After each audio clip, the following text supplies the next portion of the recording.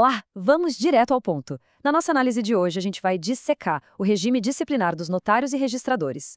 Olha, o direito notarial exige uma precisão cirúrgica, é quase como montar um quebra-cabeça super complexo. Então nós preparamos essa aula explicativa bem visual e interativa para você dominar a aplicação dessas penalidades e não deixar absolutamente nenhuma margem de dúvida na hora de resolver casos práticos. Vamos lá? Para começar, a gente tem que lembrar de uma premissa fundamental. Notários e registradores não atuam no vazio, certo? Eles lidam o tempo todo com a fé pública. E justamente por isso, eles operam sob uma lupa super rigorosa, que é a Lei dos Cartórios, a Lei 8.935 de 1994. Sabe o que isso significa na prática? Que qualquer falha não é só um simples deslize administrativo. Não mesmo. É uma infração disciplinar que exige uma resposta do Estado bem dura e imediata. E o nosso roteiro de hoje é super direto. A gente vai dar uma olhada nas penas legais, depois focar no caso prático do Nino, eliminar as alternativas incorretas uma a uma e, claro, chegar no nosso gabarito. Então, começando pela seção 1, as 4 penas legais. A Lei 8.935 deixa muito claro, lá no seu artigo 32, que existem apenas 4 penalidades que podem ser aplicadas. São elas: a repreensão, a multa, a suspensão e a sanção máxima de todas, que é a perda da delegação.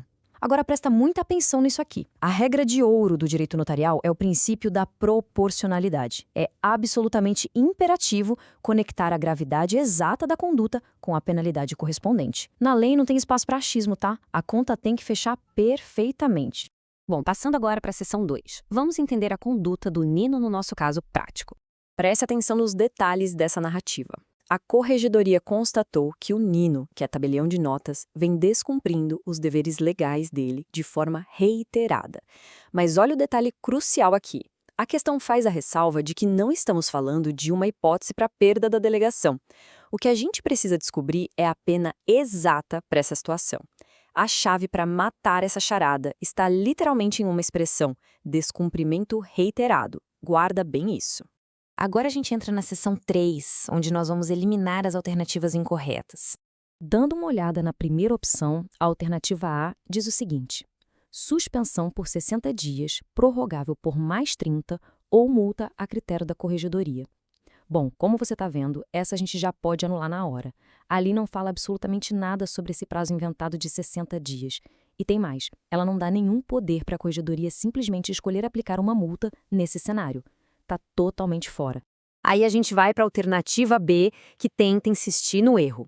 Ela sugere suspensão por até 60 dias, que poderá ser substituída por multa, caso seja do interesse do poder público. Pode riscar também. Além de repetir esse mito dos 60 dias, essa história de trocar suspensão por multa baseada num vago interesse público, isso não existe no regime da Lei dos Cartórios. É invenção pura. Vamos dar um pulinho na alternativa D, que sugere uma repreensão por escrito. Essa também cai por terra rapidinho. Pensa comigo, uma simples repreensão seria uma resposta absurdamente leve para o caso do Nino, e eu vou te mostrar exatamente o porquê na lei. Olha só, se a gente cruzar essa ideia de repreensão com o artigo 33, inciso 1, a gente vê que a lei reserva essa pena exclusivamente para faltas leves. O que o Nino fez não foi um esquecimentozinho isolado, sabe? Foi um descumprimento contínuo, repetido. Só essa repetição já desqualifica o ato como falta leve na hora. Então a pena mais branda está fora de cogitação. Sobrou a hipótese financeira, né? A alternativa E sugere só uma multa. Mas a gente já pode riscar essa também.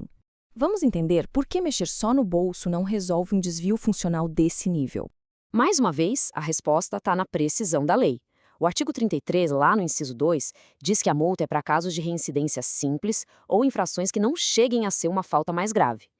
Mas lembra que o Nino abandonou os deveres de forma contumaz e reiterada?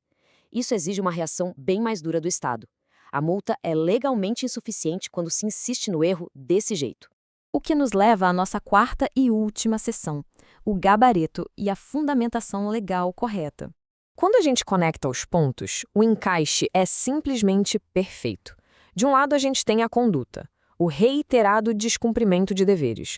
Do outro, a regra matriz do artigo 33, inciso 3. E essa regra fala com todas as letras. Nesses casos, a pena aplicável é a suspensão. A própria lógica da lei te empurra inexoravelmente para essa sanção. Agora a gente só precisa saber o tempo exato dessa suspensão. E aqui está a nossa confirmação final. A alternativa C é o nosso gabarito, sem tirar nem pôr. Suspensão por 90 dias, prorrogável por mais 30. Mas por que exatamente esse prazo e não outro?